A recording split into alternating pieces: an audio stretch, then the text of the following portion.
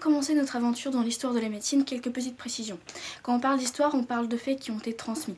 Et certaines époques dont je vous parle, on a très peu de sources. Donc si ça se trouve, ce que je vous dis, c'est faux. D'accord? C'est aussi étonnant que ça puisse paraître. Ce qu'on m'a transmis, c'est faux. Ce que je vous transmis, c'est faux. Mais pour le moment, c'est la théorie qu'on a pu reconstituer avec les preuves qu'on a trouvées. D'accord?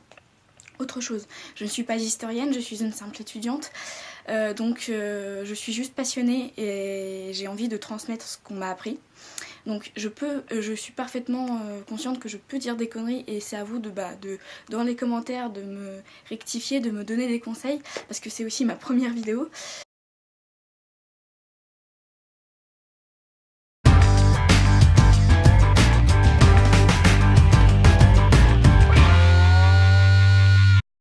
Pourquoi est-ce qu'on parle d'Hippocrate premier? Pas parce que c'était le premier médecin, mais parce que c'était le premier qui a eu la magnifique et gigantissime idée de mettre ses connaissances par écrit. C'est-à-dire c'est le premier qui s'est dit dans sa tête « mais je sais écrire, mais putain, mais c'est une idée de malade, et si j'écrivais ce que je sais ?» Et voilà, et en fait, il est devenu célèbre comme ça. Alors après, la tradition hippocratique, c'est-à-dire la tradition à laquelle Hippocrate était rattaché, elle remonte à 800 avant Jésus-Christ. Donc en fait, elle existait bien avant Hippocrate, d'accord ? À son époque, ce qu'il faut savoir, c'est que aussi la médecine n'était pas très évoluée, voire même il y avait encore beaucoup de trucs qu'on connaissait pas sur le corps humain. Et du coup, Hippocrate, en voulant bien faire, ok, il a sauvegardé les écrits, mais il a aussi transmis pas mal de conneries.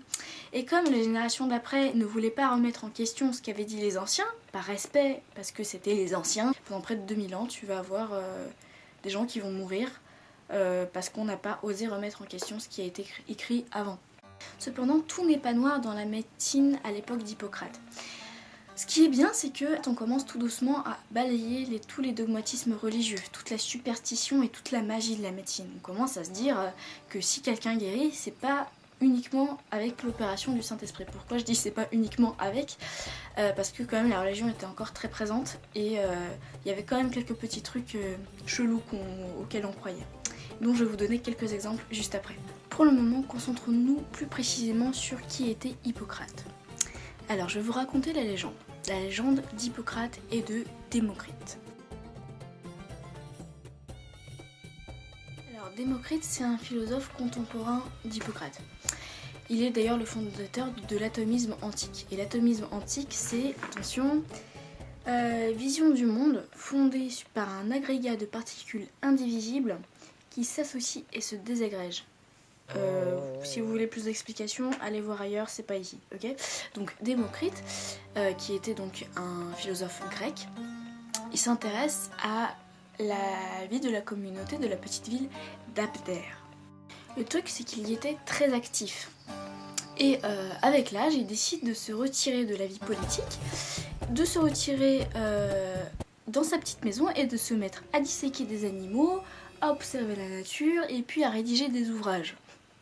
Alors, imaginez-vous François Hollande, aujourd'hui, qui d'un coup, en pleine présidentielle, se retire disséquer des animaux dans sa petite maison.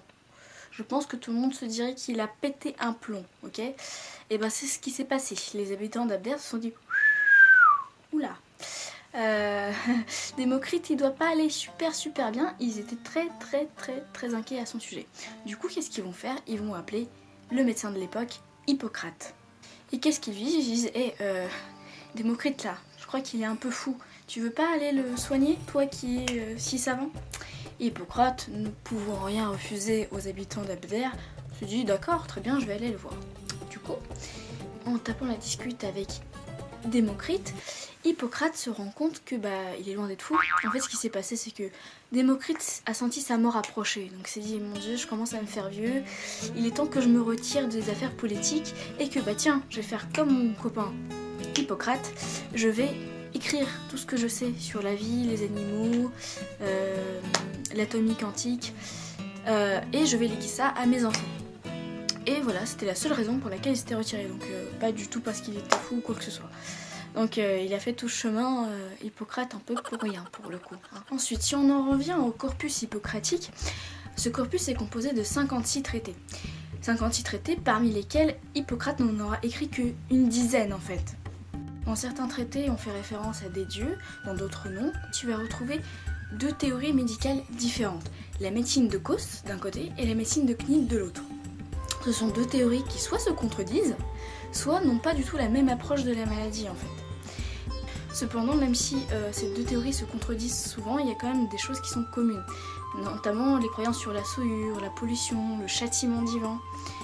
Et ce qui est étonnant, c'est que bien qu'elles étaient en désaccord, elles étaient aussi d'accord sur certaines bêtises, comme par exemple de dire que tout ce qui vient de la droite est bon et tout ce qui vient de la gauche c'est mauvais. C'est aussi stupide que de dire que si je porte du rouge, je suis empoisonnée et si je porte du vert, eh ben je vais guérir, je vais être en bonne santé, en meilleure forme, etc. D'accord ?